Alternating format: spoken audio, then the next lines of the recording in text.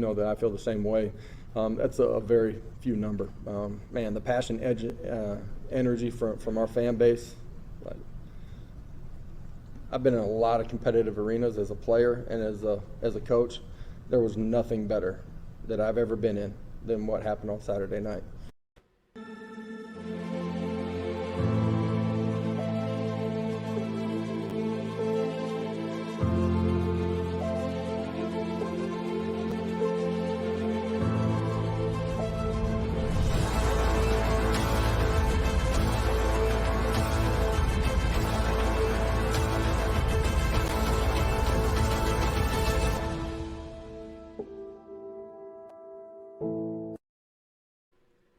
Welcome to the Talkin' VAWLS Network. My name is Boogie Bentley. The NCAA is a joke. The NCAA has always been a joke, and it will continue to be a joke until the NCAA is dead and gone and we form the big SEC Power Conference. That's the future. We all know it. The NCAA is an absolute joke. We talked about this a little bit last night on the live stream, but of course, Lane Kiffin is going to do what Lane Kiffin does. He's going to troll Vol football. You can see the article there from 24/7 Sports.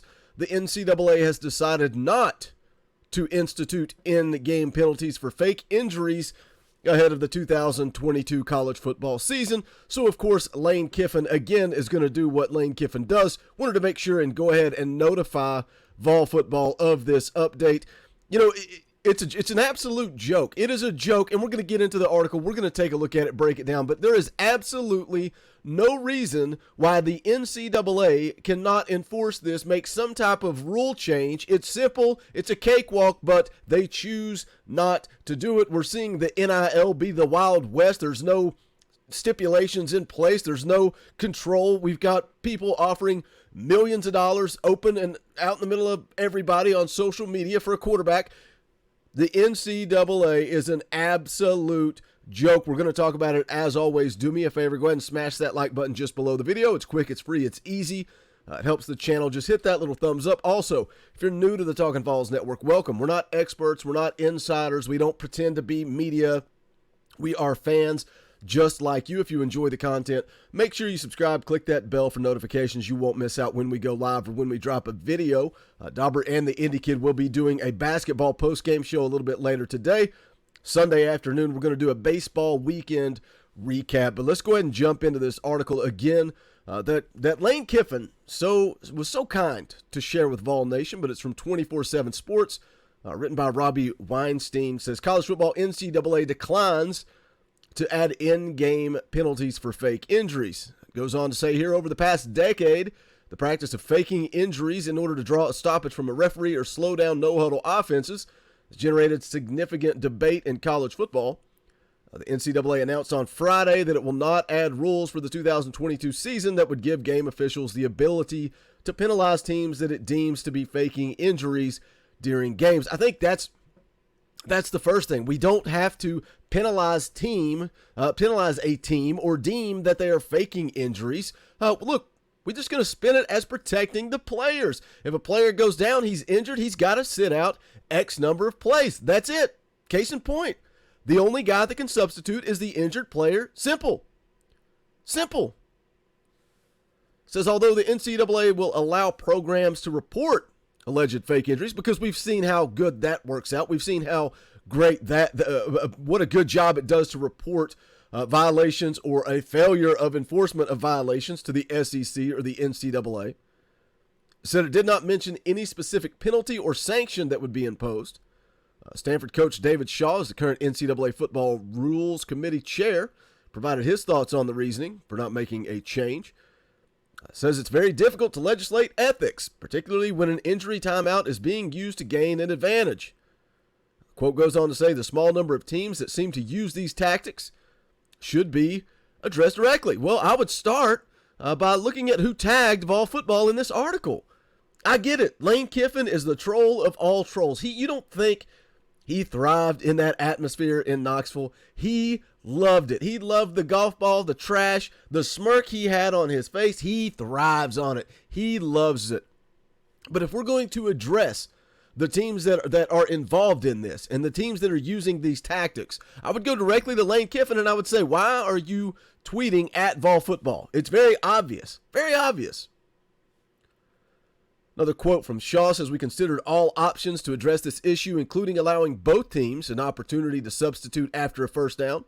This is another step to consider in the future." So what Shaw's saying here now is that we're going to penalize the team that runs the up-tempo offense. We're going to penalize Josh Heupel because Lane Kiffin and Ole Miss are faking injuries. Kentucky is faking injuries. It's going to happen more and more in 2022. It's only going to get worse, guys, before it gets better. But Shaw's answer is that if you pick up a first down, we're going to stop everybody and give both teams an opportunity to substitute, which again only penalizes Tennessee. The team is not doing anything ethically wrong in this situation. Goes on to say there are not many significant rule changes for 2022. One is that players ejected in the second half of games due to a targeting penalty can appeal the ruling afterward with a chance of being reinstated for the first half of their next game. NCAA also recommended outlawing fake slides and making defensive holding an automatic first down. Blocking below the waist outside the tackle box will also become a penalty as a way to simplify the rule if approved. Pace of play was another issue being evaluated by the NCAA, but no changes were made to speed up games. I'm glad about that. There was, Dauber was talking about that, I think last night or maybe earlier, but talking about not stopping the clock on a first down, not stopping the clock on when you run out of bounds. I don't leave it alone. Leave the game alone. Let's stop trying to change things that don't matter. You want to speed up the game? Stop with the commercials. You can watch a college baseball game in 2.5 hours because there's not 5,000 commercials. I'm down with fixing the fake slides, defensive holding. That's all fine, but let's stop pretending like allowing a team to substitute on first down is going to stop faking injuries. Says with the advent of warp speed offenses utilized by programs like Ole Miss and Tennessee, coaches and fans have at times called for the NCAA to step in and legislate against what they claimed to be fake injury. Nobody's claiming. It's very obvious. I showed it. I made a video specifically about this and Ole Miss and Lane Kiffin and showed the receipts. I showed the receipts. Lane Kiffin out there on the field telling a player to lay down. NCAA said in its press release that one complicating factor regarding a rule change is that if a player is legitimately hurt, it can be incentivized, easy for me to say, to stay on the field and risk further injury. Whatever. This is a joke. This is an absolute joke. Committee considered several in-game options to address this, including altering the injury timeout rule to remove the injured student-athlete for more than one play, which is the current rule.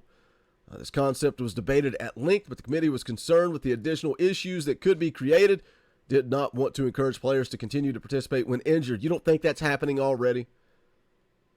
It says committee members discussed how the pace of play appears to be contributing to this concern. So that's the article from 24/7 Sports. Again, Lane Kiffin trolling Vol Nation because he knows what he did and what he is going to continue to do as we move forward. So what's the answer at this point, guys?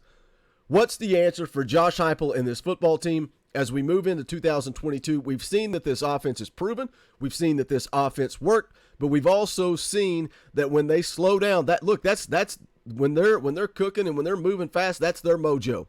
That's when they are firing on all cylinders. But we've seen when they come off of a timeout. We've seen when the pace of play slows down. This offense isn't as strong. So what's the answer for Josh Heupel? Does he change? Does he adapt? Or does he just keep doing what he's doing and let the chips fall where they may? Hit that comment section. Let me know your thoughts. What do you think about Lane Kiffin tagging in Vol Nation in the article? What about the NCAA's ruling? I think it's an absolute joke. I think it's a disgrace. I think it's pathetic that they could not get this addressed and taken care of going into 2022. But if you have not done so yet, do me a favor, hit that thumbs up on the way out the door. Also, you can go to bonfire.com/store/talkinvols. Any and all support greatly appreciated. Several different designs and logos, hats, toboggans, all that good stuff.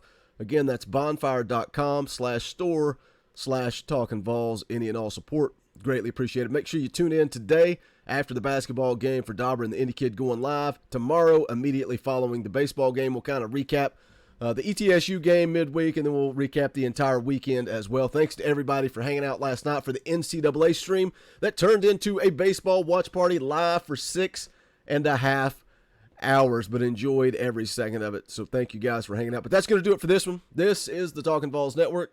My name is Boogie Bentley. Go Big Orange.